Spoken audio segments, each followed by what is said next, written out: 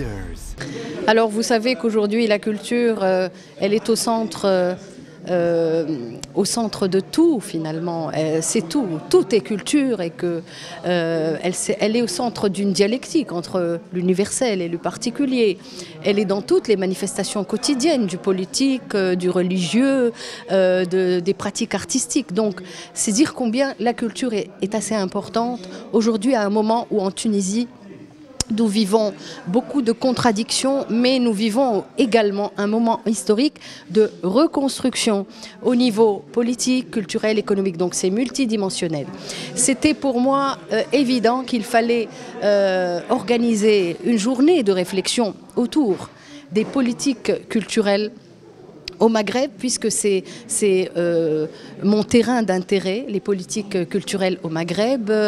Et puis ce colloque, c'est une journée de réflexion déjà pour accueillir des participants du Maroc et de l'Algérie et de Tunisie, assez important. Également, c'est le lancement d'un projet que j'initie autour de la relation des États avec leur culture au Maghreb. Moi, dans mon intervention, c'est ce que je disais. Je disais qu'il y a de très grandes réalisations au niveau du cadre réglementaire, au niveau déjà, on a un cadre constitutionnel qui est assez favorable, puisque l'État garantit le droit à la culture, puisque l'État garantit également la liberté d'expression, protège la propriété intellectuelle, etc. Mais cela n'est pas suffisant. Vous savez qu'une constitution, c'est toujours des principes qu'il faut ensuite matérialiser au niveau des politiques, au niveau des stratégies, des plans d'action et également au niveau du cadre réglementaire, des mécanismes législatifs qui puissent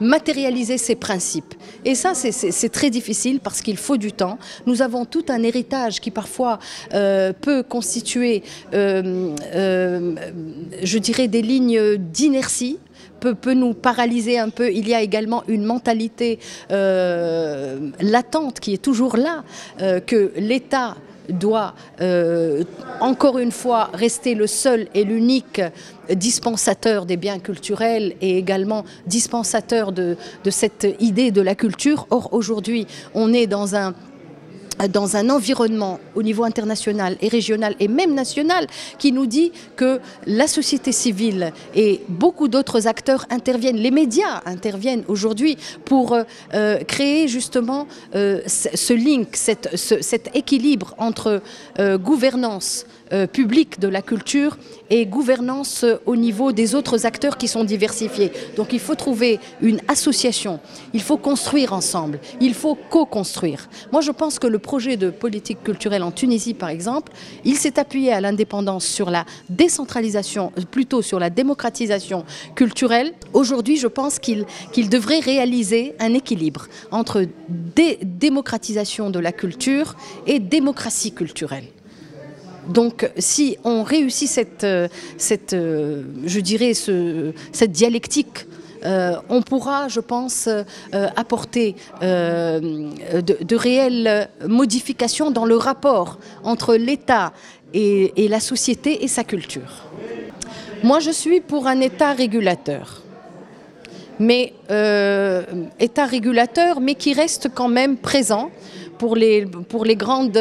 on voit aujourd'hui que l'État est partout.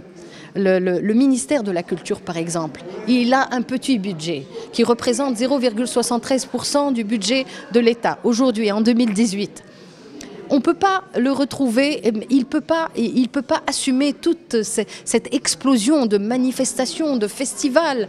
On le trouve partout, alors qu'il devrait y avoir une catégorisation, c'est-à-dire une typologie. Quels sont les événements qui nécessitent l'intervention de l'État? Et pour moi, les manifestations culturelles, par exemple, si on se limite uniquement autour des manifestations culturelles, moi je pense que l'État, il doit encourager uniquement l'innovation et la créativité.